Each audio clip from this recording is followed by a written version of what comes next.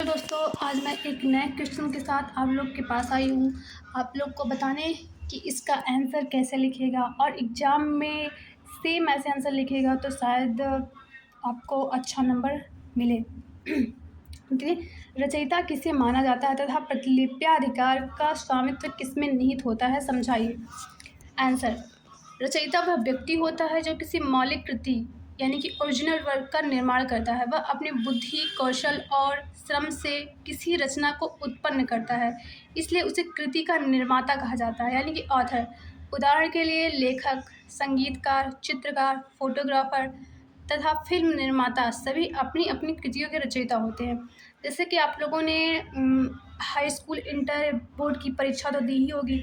उसमें जब कोई कविता होती है तो उसके नीचे एक लेखक का नाम लिखा होता है जैसे कबीरदास हो गए, रहीमदास हो गए, और इन्हीं को रचयिता बोला जाता है क्योंकि इन्होंने उस कविता का आविष्कार किया है। इसीलिए इसमें भी सेम टाइप से रचयिता है, बट इसमें थोड़ा सा अलग है क्योंकि इसमें प्रतिलिप्याधिकार भी निहित है। देखते हैं प्रतिलिप्याधिकार क्या है। प्रतिलिप्याधिकार यानी कॉपीराइट। कॉपीराइट का स्वामित्व सामान्यतः उसी रचयिता में निहित होता है जो उस कृति का निर्माण करता है। उसे उस कृति का प्रथम स्वामी यानी कि फर्स्ट ओनर माना जाता है और उसे अपनी कृति के उपयोग, प्रकाशन, प्रतिलिपि तथा वितरण का विशेष अधिकार प्राप्त होता है। मतलब कि जब कोई व्यक्ति अपनी किसी बुक का आविष्कार कर लेता है या फिर कहानी का आविष्कार करता है तो सबसे पहला राइट उसी व्यक्ति का होता है कि वह अपने बुक को पब्लिश करे या फिर किसी फिल्म वाले को दे या फिर कुछ भी करे, सबसे पहले उसी का अधिकार उस पर होता है। किंतु कुछ परिस्थितियों में यह स्वामित्व अन्य व्यक्ति को भी प्राप्त हो सकता है। कुछ कौन सी ऐसी परिस्थितियाँ होंगी जिसमें दूसरे व्यक्ति को यह स्वामित्व प्राप्त हो जाएगा, आइए देखते हैं। यदि कोई कृति नौकरी, एम्प्लॉयमेंट जिसे बोलते हैं, के दौरान बनाई गई हो तो उसका स्वामित्व नियोक्ता को होता है।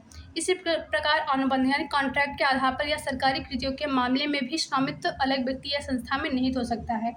इसके अतिरिक्त रचयिता अपने अधिकारों का हस्तांतरण यानी कि असाइनमेंट भी कर सकता है। एक लास्ट ऑप्शन है निष्कर्ष, जिसे हम लोग देख सकते हैं। अगर आप लोग एग्जाम में निष्कर्ष लिख के आएंगे तो शायद आप लोग को अच्छे अंक से पास कर दिया जाए।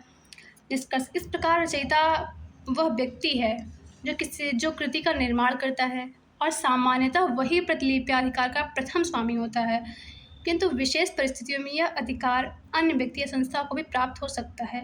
कुछ विशेष परिस्थितियाँ होंगी, जैसे कि मैंने आपको उसमें वीडियो में बताया है कि आपको प्रतिलिप्याधिकार कौन सी परिस्थितियाँ होंगी जिसमें हस्तांतरण कर दिया जाएगा प्रतिलिप्याधिकार के स्वामित्व का। तो धन्यवाद, आप लोग मेरी वीडियो देखें। अगर अच्छे लगे तो लाइक सब्सक्राइब करिए।